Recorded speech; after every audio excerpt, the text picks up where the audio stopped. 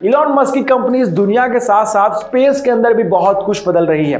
Tesla electric car से revolution लेके आई थी, अब सेल्फ ड्राइविंग कार से रिवॉल्यूशन लेके आ रही है। 40 से ज्यादा कंट्रीज में फैली हुई है और कॉन्स्टेंटली आगे बढ़ती जा रही है। सोलर सिटी इस कंपनी का एम है पूरी दुनिया के एनर्जी डिमांड को सोलर सेल्स की मदद से पूरी करना। द बोरिंग कंपनी सेफ और लो कॉस्ट ट्रांसपोर्टेशन टनल्स बनाती है ताकि ट्रैवल टाइम बहुत ज्यादा रिड्यूस हो जाए। न्यूरालिंक बना रही है ultra high bandwidth brain machine जो इंसानी दिमाग को कंप्यूटर्स के साथ जोड़े, जो अपने आप में एक मिरेकल है। स्पेसएक्स के रीयूजेबल रॉकेट्स के बारे में तो आप जानते होंगे और 2024 तक मार्स के ऊपर झंडे गाड़ने का इन लोगों का टारगेट है। इलॉन मस्क इस बंदे का एक एक पैसा आज की दुनिया के लोगों के और फ्यूचर की दुनिया के लोगों के प्रॉब्लम्स को सॉल्व करने में लगा हुआ है। दुआ करते हैं कि ऐसे लोगों को ऊपर वाला और कामयाबी दे, ये लोग डिजर्व करते हैं। आपको पता है आजकल हम लोग जो ओवन यूज करते हैं उसकी खोज एक्सीडेंटली हुई थी। इन शॉर्ट माइक्रोवेव्स की खोज एक्सीडेंटली हुई थी। 1945 के अंदर पर्सी स्पेंसर नाम के एक इंजीनियर एक एक्टिव रडार सिस्टम के ऊपर काम कर रहे थे। तब उन्होंने नोटिस किया कि उनकी जेब में जो चॉकलेट बार रखा हुआ था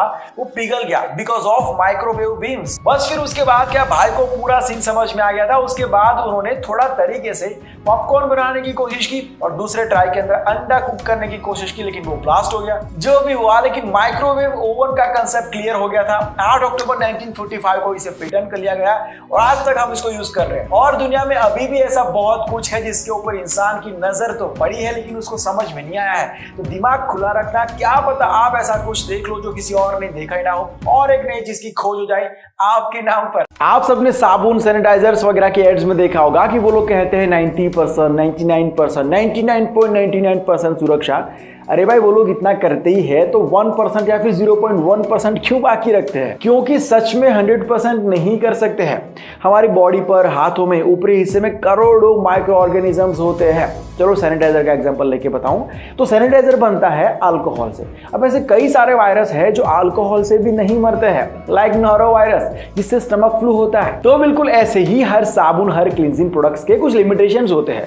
दूसरा रीजन ये है कि अगर ये लोग 100% सुरक्षा का दावा करेंगे और किसी का मत्था फिरा, किसी ने टेस्ट किया या करवाया और 0.01% की भी गड़बड़ हुई तो कंपनी के ऊपर झूठी एडवर्टाइजिंग का ब्लेम हो सकता है। और इसीलिए कंपनीज 90%, 99%, 99.99% सुरक्षा का दावा करती है ताकि ऐसे लफड़ों में फंसे ही नहीं। लोवा स्टेट ऑफ यूनिवर्सिटी के साइकोलॉजी प्रोफेसर का भी प्लस और भी कई सारे रिसर्च और स्टडीज का ये कहना है कि सर्जन्स जो खास करके लेप्रोस्कोपी और उससे रिलेटेड सर्जरीज करते हैं उनकी स्किल्स का वीडियो गेम्स की स्किल्स के साथ कुछ गहरा कनेक्शन है। क्योंकि रिसर्च और स्टडीज में ये पाया गया कि वीडियो गेम्स खेलने वाले सर्जन्स सर्जरीज के दौरान कम गलतियां करते हैं, जल्दी डिसीजंस ले पाते हैं और उन्हें टेलीविजन स्क्रीन में देखकर मूवमेंट्स करनी होती है जहां पर उनका परफॉर्मेंस बाकी सर्जन्स के मुकाबले बहुत अच्छा पाया गया है। और अब इस वीडियो का उल्टा मतलब ये मत निकाल लेना कि पढ़ाई वढ़ाई बंद करके वीडियो गेम्स के ऊपर फोकस करते हैं, नहीं। और पेरेंट्स को ये रीजन मत देना कि मुझे फ्यूचर में लेप्रोस्कोपी वगैरह करना है मम्मी इसलिए मैं गेम्स के ऊपर फोकस कर रहा हूं। भाई पढ़ाई करके सर्जन बनने के बाद गेम्स ट्राई करना, सीधा गेम ट्राई करोगे तो सर्जरी तक पहुंच नहीं पाओगे, याद रखना इस बात को। स्टडी कहती है कि हम लोग कोई भी विजुअल टास्क और हियरिंग, देखना और सुनना, ये दोनों टास्क एग्जैक्टली एक टाइम के ऊपर एक साथ नहीं कर सकते हैं क्योंकि ये दोनों टास्क हमारे ब्रेन के सेम रीजन को टैप करते हैं। हमारा दिमाग एग्जैक्टली एक टाइम के ऊपर दोनों को एक साथ प्रोसेस नहीं कर सकता है। आप में से कुछ लोग कहेंगे कि नहीं मैं तो देख भी सकता हूं, सुन भी सकता हूं एक ही टाइम पर। नहीं, आप एग्जैक्टली एक टाइम के ऊपर एक ही काम कर सकते हो। आपको ऐसा इसलिए लगता है कि मैं दोनों काम कर सकता हूं क्योंकि 1 सेकंड से भी बहुत ही कम ड्यूरेशन के अंदर आपका दिमाग इधर से उधर स्विच होते रहता है। सुनना और देखना, हियरिंग एंड विजन, दोनों के अंदर फटाफट से वो स्विच होता है। और जब ये स्विच नहीं हो पाता है तब ऐसा होता है कि आपने कुछ देखकर भी नहीं देखा और कुछ सुनकर भी नहीं सुना। या तो फिर आप जानबूझकर अपना 100% इन्वॉल्वमेंट किसी एक टास्क में देते हो, या तो सुनने में या तो देखने में। तब आपको सुनते वक्त दिखाई नहीं देगा और देखते वक्त सुनाई नहीं देगा और इसी को हम आसान भाषा में कहते हैं कि मैं खो गया था।